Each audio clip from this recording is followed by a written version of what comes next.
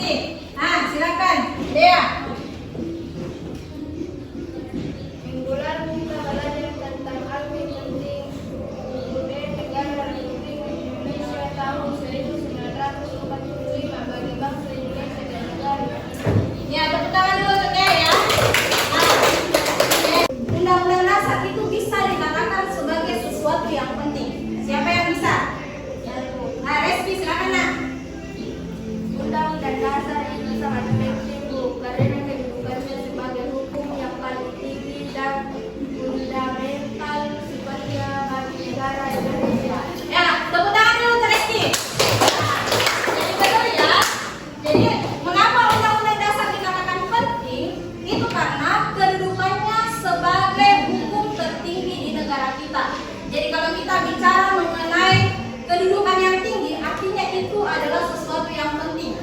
Misalkan apa selain undang-undang? Misalkan presiden. Kalian tahu ya siapa presiden Indonesia saat ini? Siapa? Jokowi Dodo.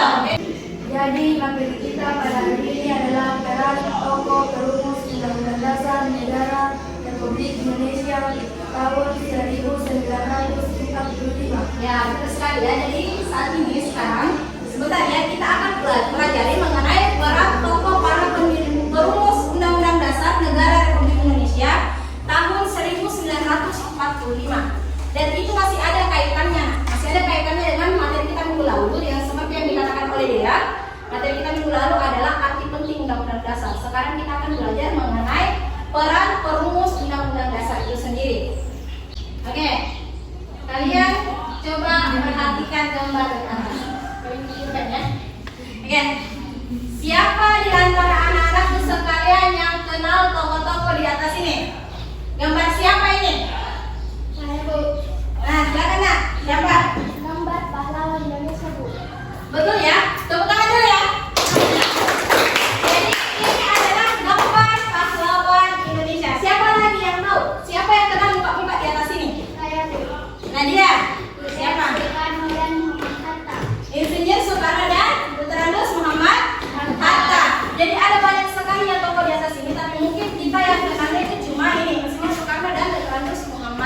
hatta. Adapun tujuan pembelajaran kita pada hari ini, jadi sebentar anak-anakku sekalian diharapkan dapat mengenali tokoh perumus Undang-Undang Dasar, dapat menganalisis bagaimana peran tokoh tersebut ya. Jadi sebentar kita akan melakukan diskusi kelompok atau tanya jawab perihal tokoh itu ya. Adapun mekanisme penilaian ibu sebentar, jadi sebentar ibu akan berkeliling. Apa yang ibu nilai yaitu pengetahuan kalian, keterampilan dan spiritual kalian ya. Oke? Perhatikan slide di atas. Peran tokoh perumus Undang-Undang Dasar Negara Republik Indonesia tahun 1945. Jadi, tokoh para pendiri negara Indonesia merupakan putra-putri terbaik bangsa yang memiliki kemampuan visi dan misi ke depan untuk kebaikan bangsa Indonesia.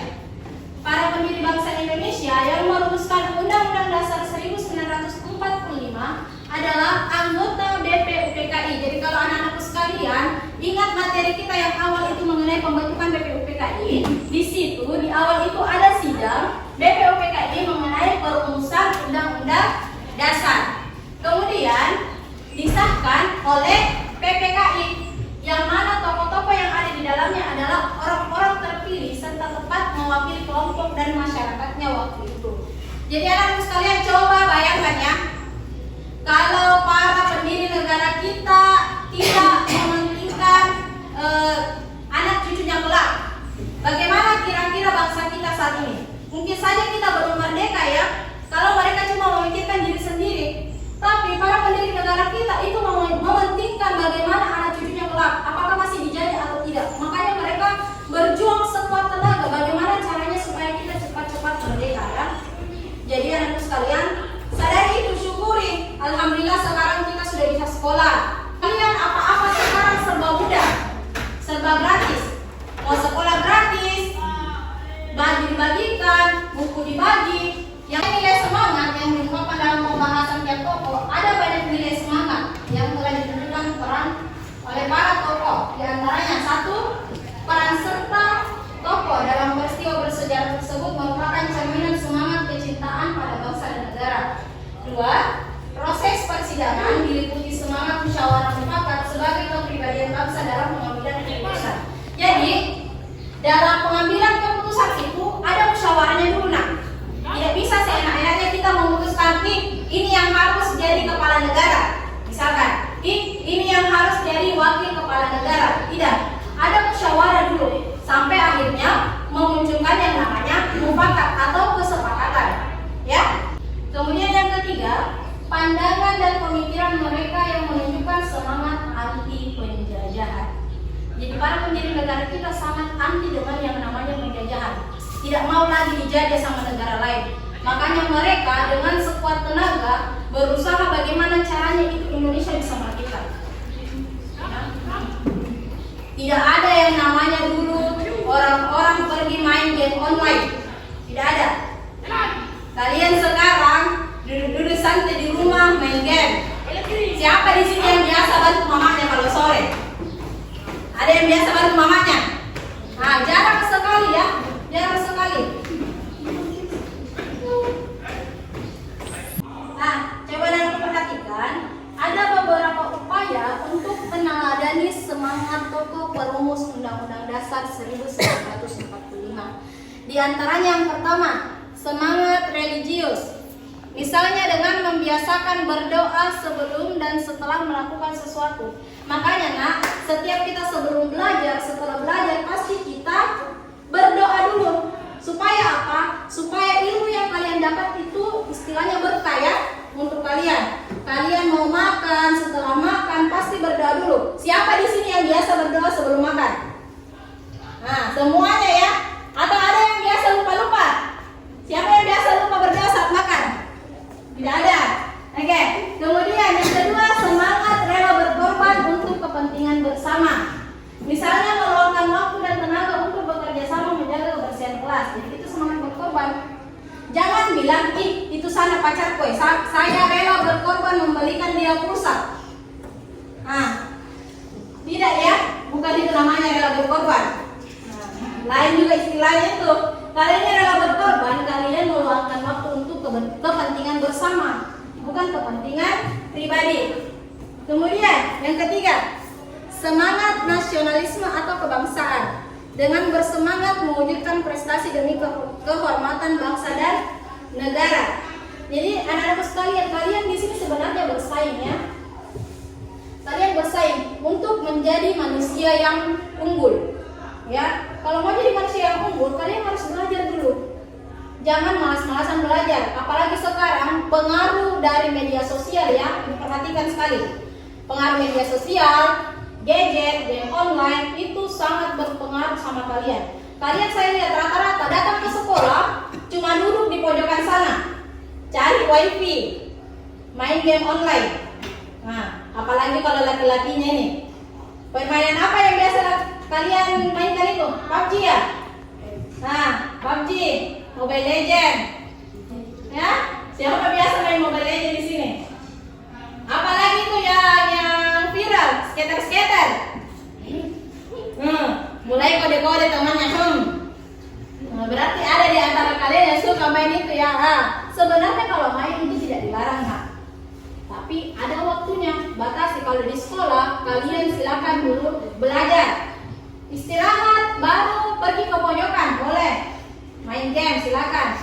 Jangan di dalam kelasnya main game online. Nah, disita HP-nya, menangis nih. Siapa yang biasa begitu di sini? Langsung menunjuk Nelpi ya, Nelpi katanya. Begitu Nelpi? Tidak. Tidak ya. Nah, jadi jangan begitu. Pergi di sekolah cuma main game saja. Kasihan itu orang tua tak. Nih, uang jajan kalian berapa? 5.000 satu hari. Tahu-taunya kalian ke sekolah tidak ada ilmu didapat. Nah, main game saja, naikkan level. Ke sekolah untuk naikkan level game. Nah, tidak ya. Nah, kemudian keempat, semangat persatuan dan yang diwujudkan dengan tidak membuat dan atau menyebar berita bohong. Banyak nih kode-kode temannya. Siapa yang biasa sebar berita bohong? Aku tunjuk-tunjuk lagi berdua. Nah, ya, jadi jangan ya. Ada istilahnya itu fitnah lebih kejam daripada pembunuhan. Kenapa dikatakan fitnah lebih kejam daripada pembunuhan? Nah, kalau fitnah, orang tidak melakukan sesuatu, kalian bilang angani di sana misalkan kalian bilang mencuri di sana. Padahal itu cuma fitnahan kalian, berita hoax. Dan banyak orang sekarang tidak bisa menyaring berita ya, langsung saja diambil. Mau berita benar, berita palsu, mereka langsung saja ambil ya. Nah, itu bahayanya nih, fitnah, berita hoax. Kemudian yang kelima, semangat kepemimpinan dengan membiasakan berperilaku adil, apalagi ketua kelas. Nah, ketua kelas sebagai pemimpin di kelas ini, jangan semena-mena sama anggotanya. Kau menyapu kok, padahal bukan tahu tugasnya. Jangan ya, Dinda. Nah, ya, oke. Pemutaran video, silakan anak-anak sekalian perhatikan ya. Kita nonton bersama. Yang di belakang jelas tak kelihatan? Jelas. Oke.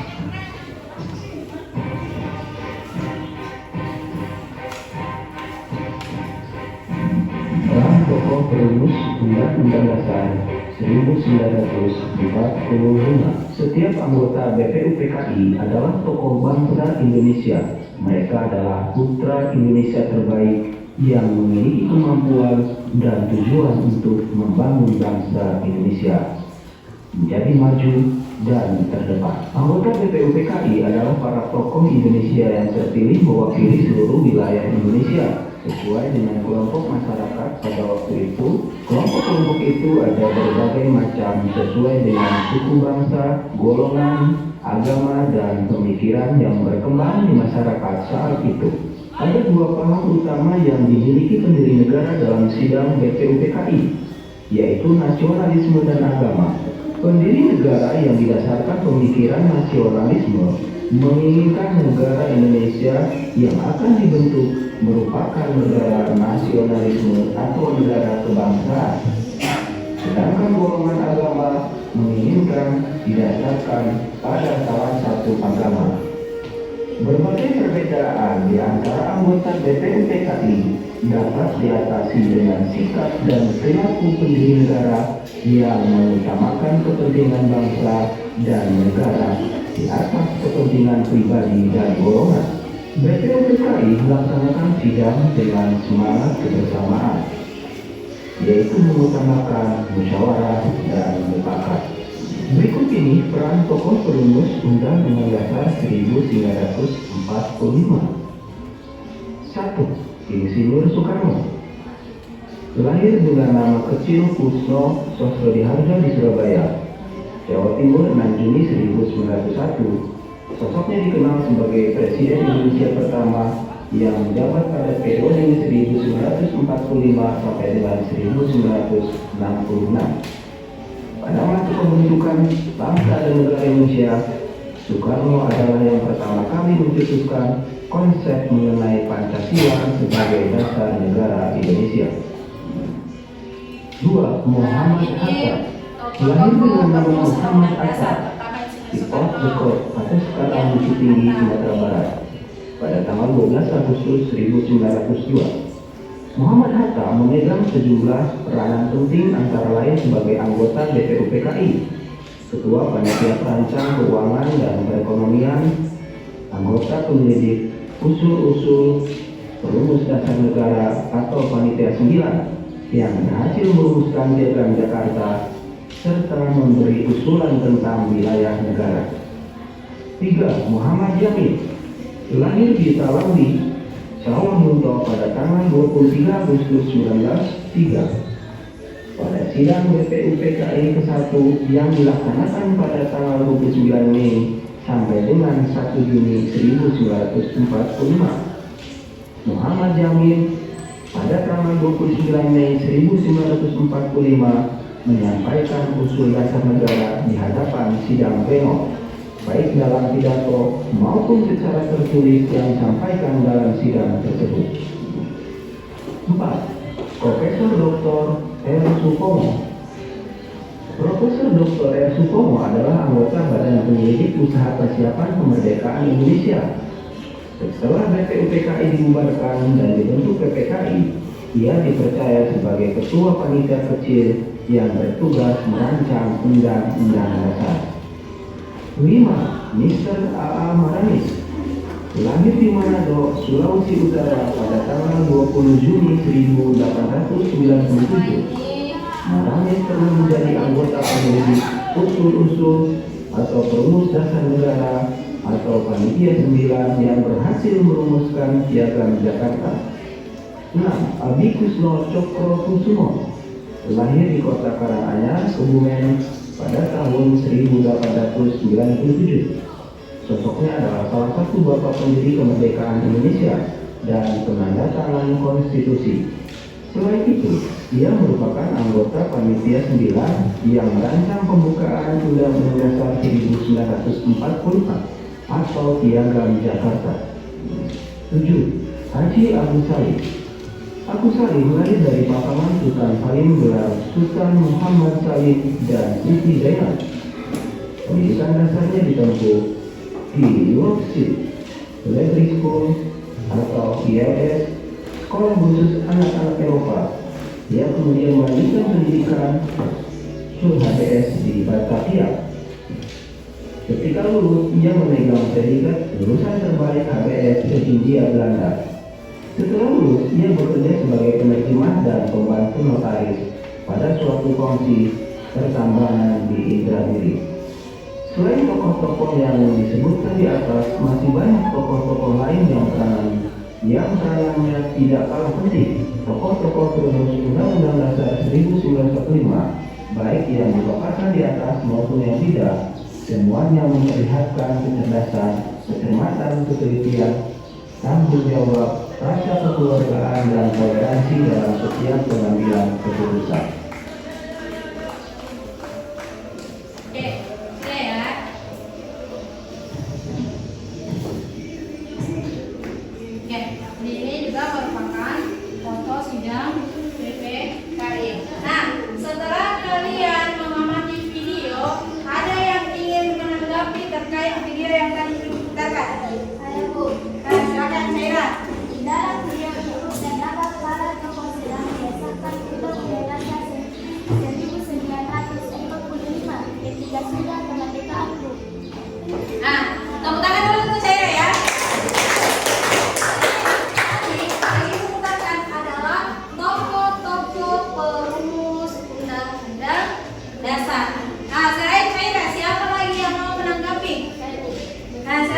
Yamin. Gambar itu merupakan gambar sidang terakhir tanggal 19 Agustus 1945 dan banyak para pahlawan yang mengikuti sidang tersebut.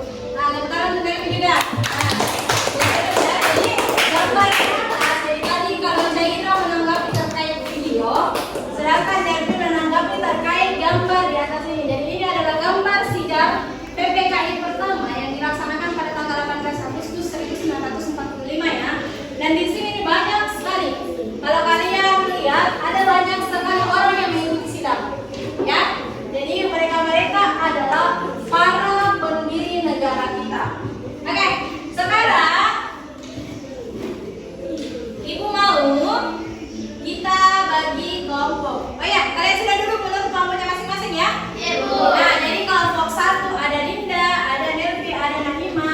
Kemudian kelompok 2 ada Caira, Humaira, Aulia dan Putri. Kemudian yang ketiga, kelompok 3 ada Nadia, Dea, Nabila dan Ismita ya.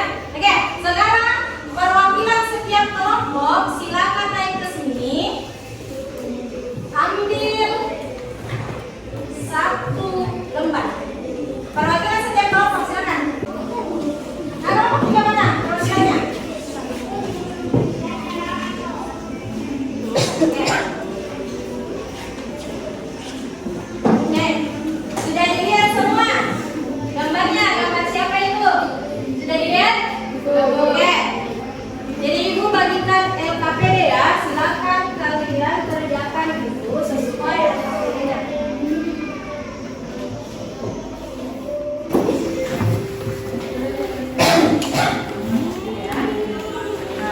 Kalian baca petunjuk dari LKPD itu. Nah,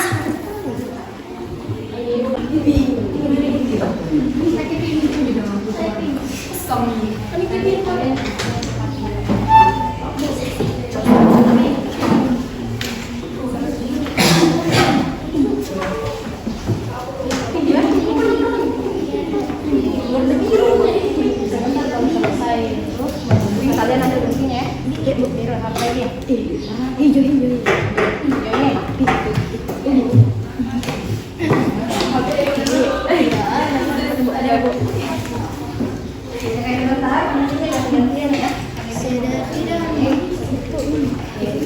Oke, jadi anak-anak sekalian silakan baca petunjuk dari LKPD, silakan kerjakan soal-soal yang dikasih di LKPD itu.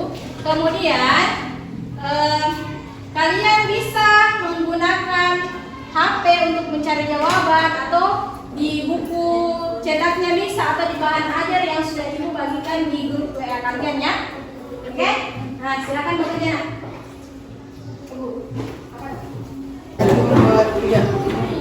Jadi, ini ya, yang di LKPD-nya silakan dicari di HP-nya, cari dari buku ya. Cari mencari satu orang. Yang kalian cari itu terkait yang ini nanti yang di belakang sini peran ini saja ya, peran tokoh ya.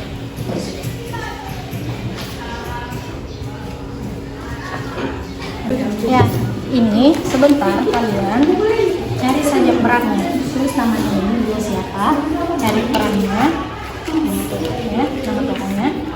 Kemudian bisa kalian cari di HP-nya, silakan cari di HP-nya ya, buku cetaknya juga.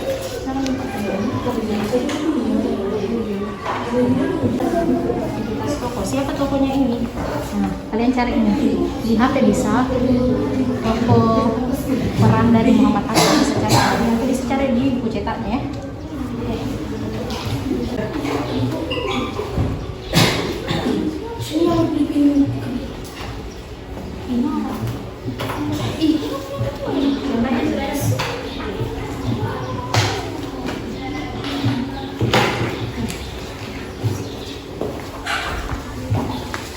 Guntingnya kasih ke sana juga dulu.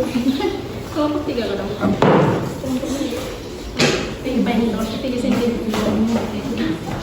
Ya, silakan diambil. Jadi cari HP, cari di HP. Peran Muhammad Yamin.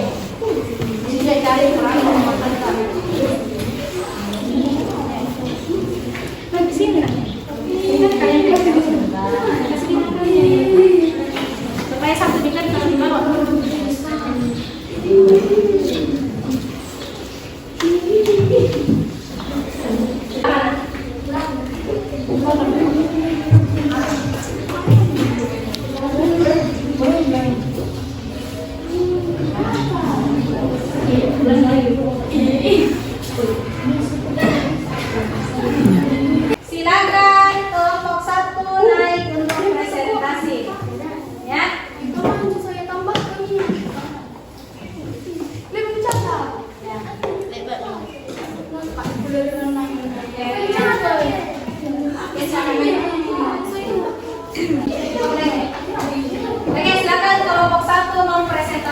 jawabannya.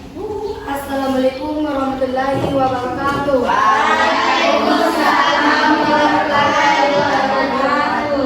Kami dari kelompok 1 ingin mempresentasikan hasil kerja kelompok kami.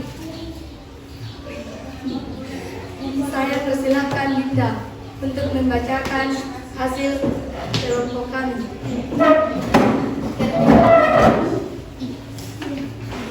Terima kasih atas kesempatannya. Saya akan membacakan hasil kerja kelompok kami dari kelompok 1.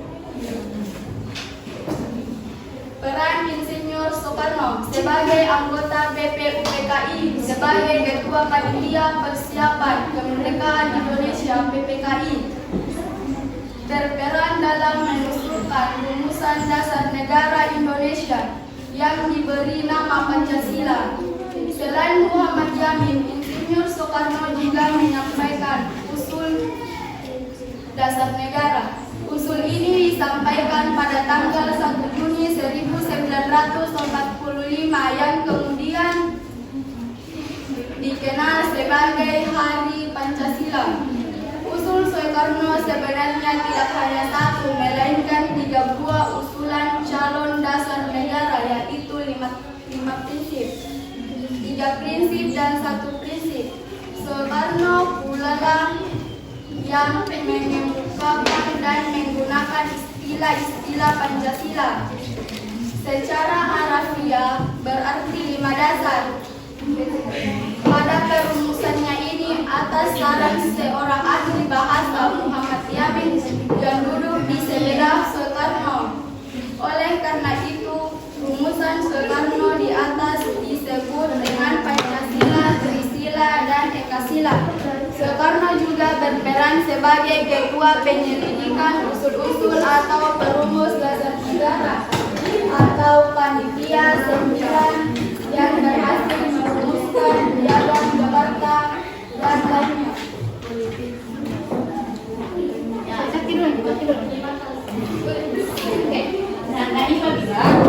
Demikianlah hasil kerja kelompok kami. Apa ada kelompok lain yang ingin bertanya? Ya, silakan. Satu dari tiga. Demikianlah hasil kerja kelompok kami. Apakah ada kelompok lain yang ingin bertanya? Mengapa Soekarno dijuluki Bapak Proklamator?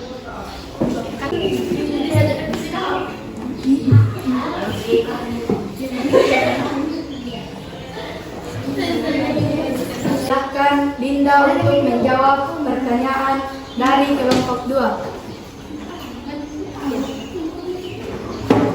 Julukan itu diberikan karena Soekarno yang membacakan proklamasi. Selain itu karena Soekarno juga memiliki banyak peran dalam proses memperjuangkan kemerdekaan hingga mempertahankan kemerdekaan tersebut. Saya persilahkan Nelti. Saya tambahkan, selain itu karena Soekarno memiliki banyak peran dalam proses perjuangan kemerdekaan sehingga mempertahankan kemerdekaan tersebut. Sekian dan terima kasih. Demikianlah presentasi dari kelompok kami. Assalamualaikum warahmatullahi wabarakatuh.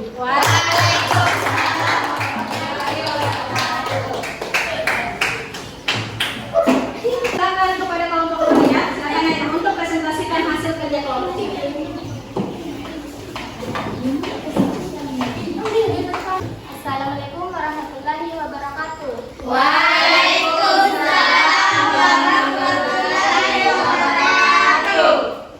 Kami dari kelompok 2 ingin mempresentasikan hasil kerja kelompok kami. Saya persilakan kepada Putriani.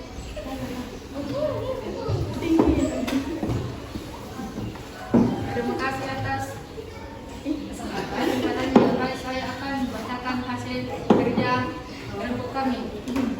Wakil Presiden Muhammad Hatta menunjukkan peran besar dalam pengambilan keputusan dengan menyebarkan beberapa produk hukum.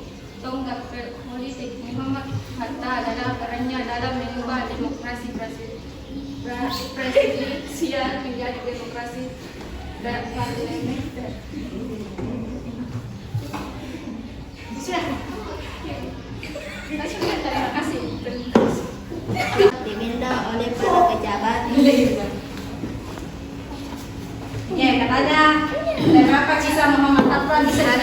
dihadirkan oleh para pejabat. Diskusikan, Nak. Silakan diskusikan dulu.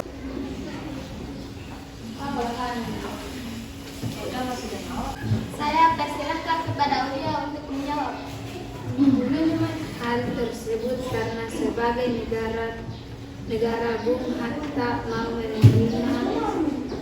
tidak mau menerima uang saku pejabat yang dianggap sebagai uang rakyat. Siapa yang mau menjawabkan? Ada yang mau menjawabkan? Saya persilahkan Rizky Juliasan.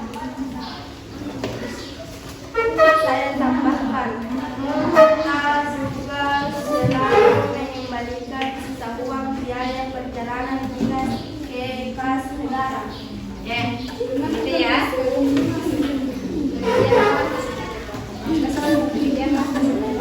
Demikianlah hasil kerja kelompok kami. Assalamualaikum warahmatullahi wabarakatuh. Waalaikumsalam. Silakan kepada kelompok 3 untuk mempresentasikan hasil kerja kelompoknya. Nah, silakan aja.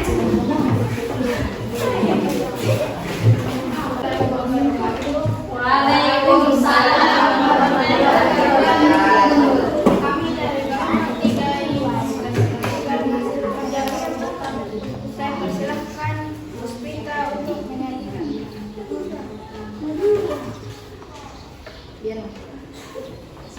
Baik dan terima kasih karena saya sudah diberikan kesempatan untuk menyajikan hasil kerja kelompok kami.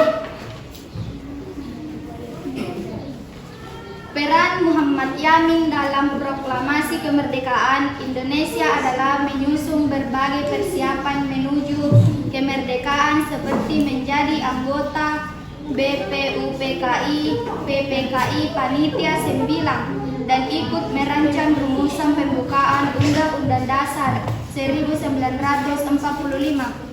Terima kasih. Itu dia hasil kerja kelompok kami. Apakah ada kelompok yang ingin bertanya? Bertanya, siapa yang mau bertanya? Ya, Bu. Saya persilakan Anda untuk bertanya. Apa peran penting Muhammad Yamin dalam perumusan dasar negara?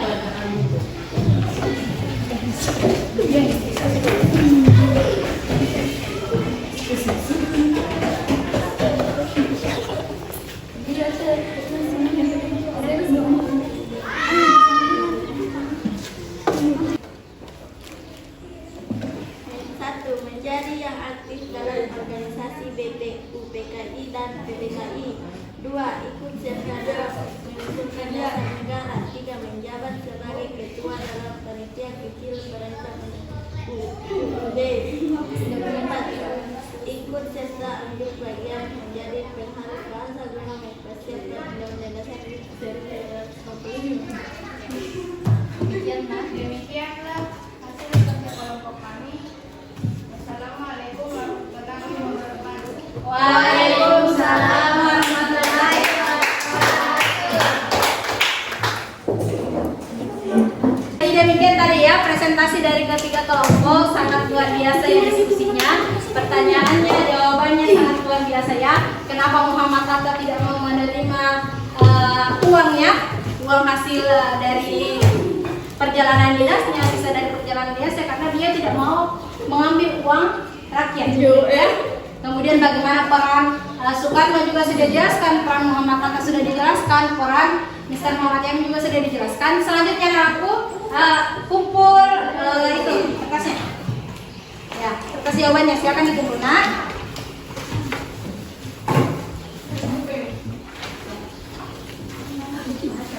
Sebentar ibu nilai ya.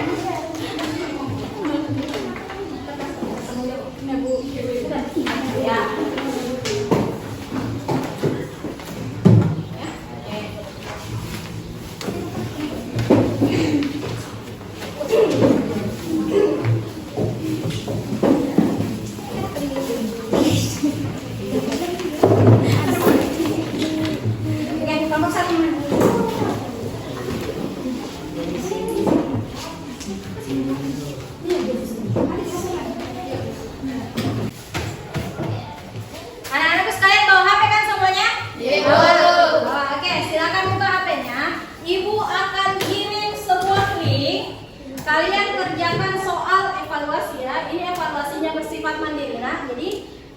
sekalian kerjakan masing-masing.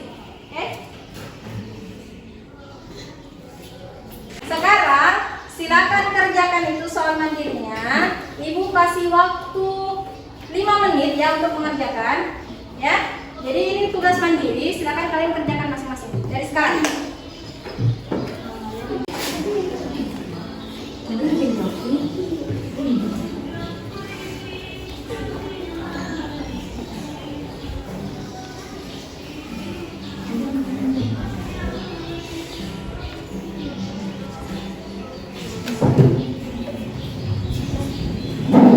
Sudah?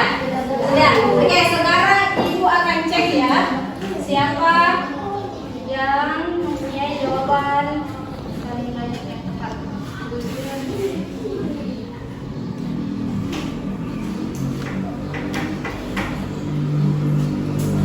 Yang paling tinggi nilainya di sini adalah Andika. Tepuk tangan dulu untuk Andika.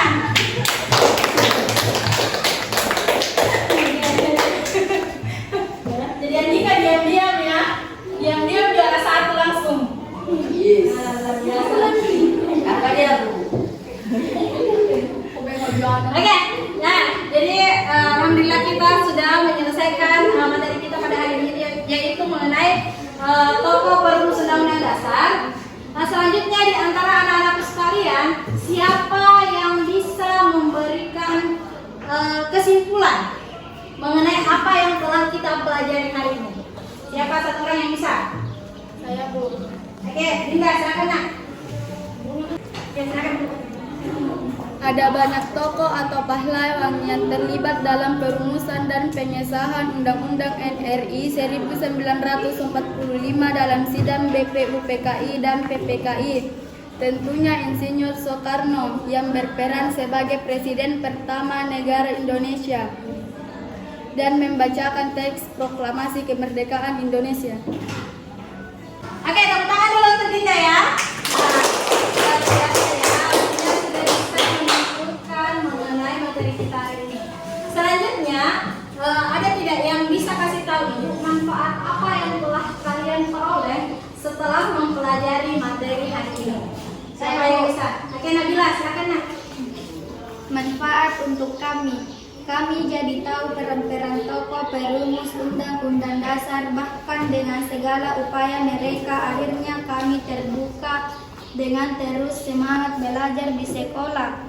Tidak hanya mengejar nilai, tapi kita harus bisa mempertanggungjawabkan apa yang kita ketahui. Oke, tepuk tangan dulu untuk Nabila.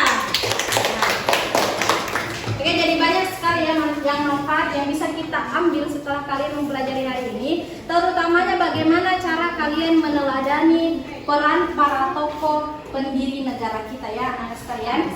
Oke, nah, jadi karena minggu depan kita sudah masuk di penilaian akhir semester, Nak. Jadi mungkin minggu depan atau besok ya, Ibu akan kasih kisi-kisinya untuk kalian pelajari pada saat kalian mengisi ulangan semester kalian.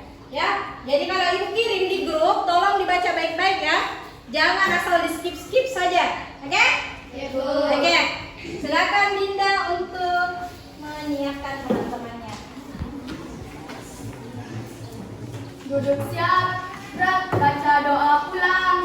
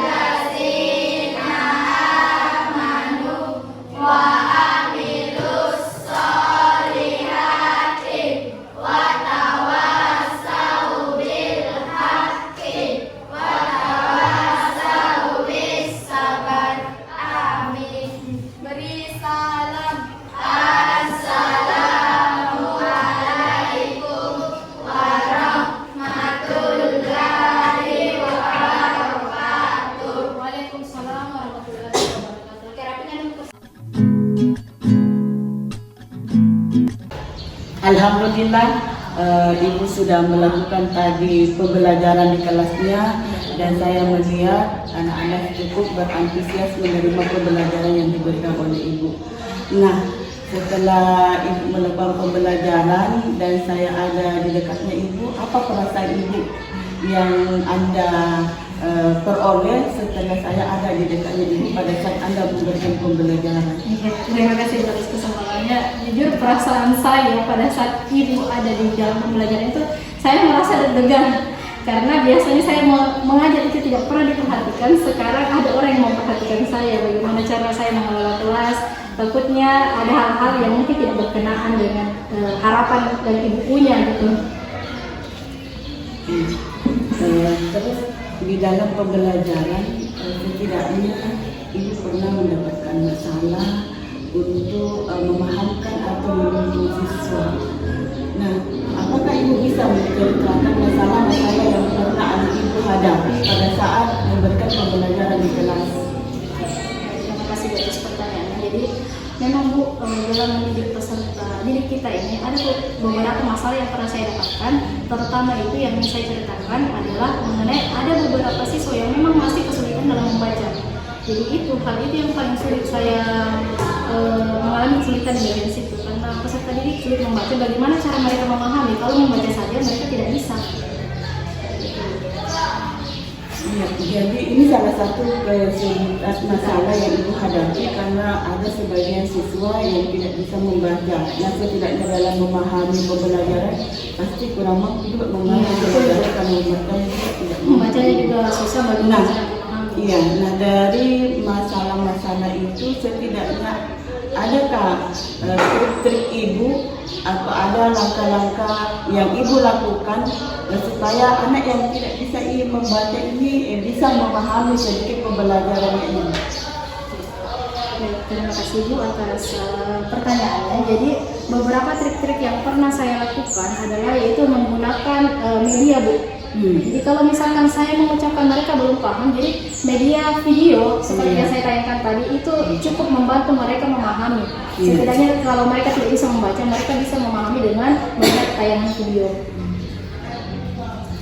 Di samping memberikan tayangan video, apa ada langkah lain supaya anak ini bisa lebih memahami pembelajaran selain penayangan video?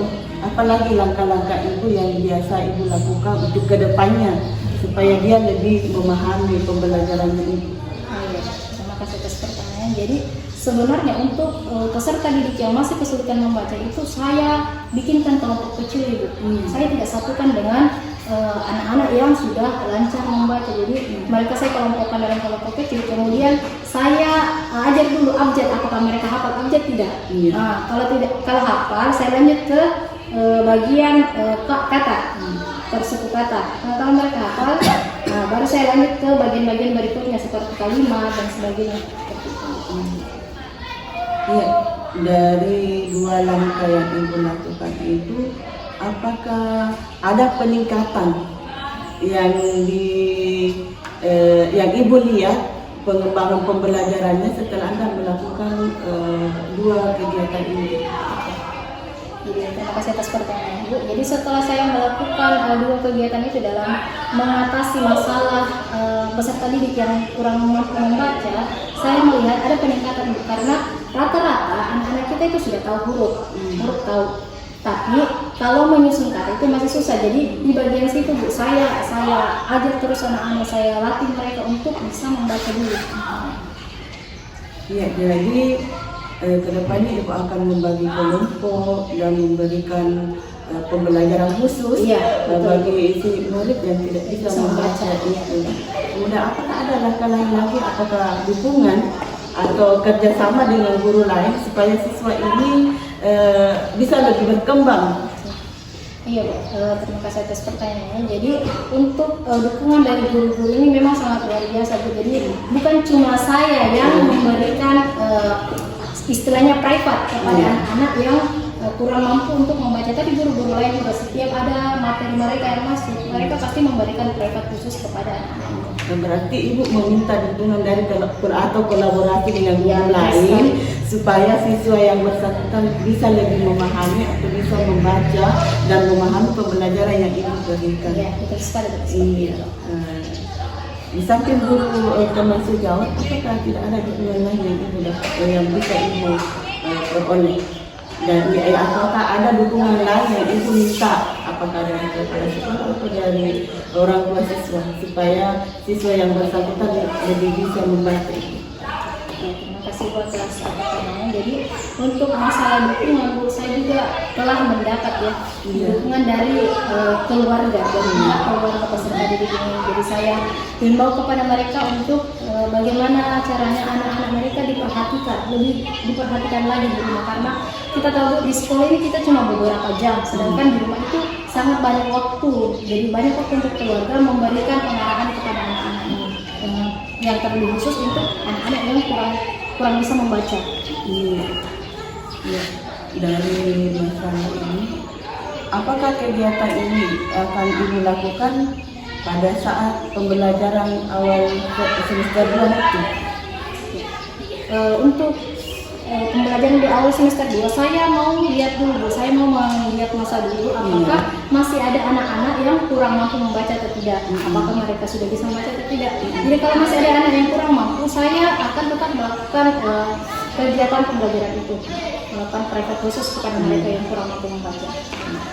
Ya, mudah-mudahan langkah-langkah ibu itu bisa dilakukan di pembelajaran semester depan, dan siswa yang tidak bisa membaca ini bisa lebih meningkat dan bisa membaca dengan baik dan memahami pembelajaran yang ibu lakukan.